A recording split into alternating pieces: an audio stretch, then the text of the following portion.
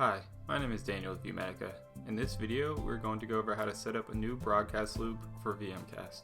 From your dashboard, scroll down and look for the Control Center under VMcast.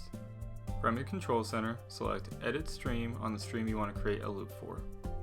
Then select Add a Loop in the broadcast area, and then select Create New Loop. Now, give the loop a title you can easily recognize and click Build Your Loop. Now that your loop is created, you can start adding content. Select the Add Videos button and then Video Subscriptions to add the ViewMedica videos you have selected. Just click on the videos you want to add, and when you're finished, hit Add to Loop. You can easily change the order of videos by dragging and dropping them where you want. If you select Add Video and then Create Video, you'll see the various ways you can add custom content.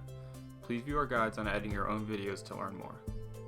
If you select the Add Slides and Create Slides, you'll be taken to the Slide Builder. If you need any help with building slides, please view our guides on the Slide Builder. Once you finish adding content, you can hit the Stream Content button to go back and make sure your new loop is added to the stream. Thank you so much for watching this video tutorial. If you have any questions, please reach out to us via the chat on our website or by phone at 919-929-2501.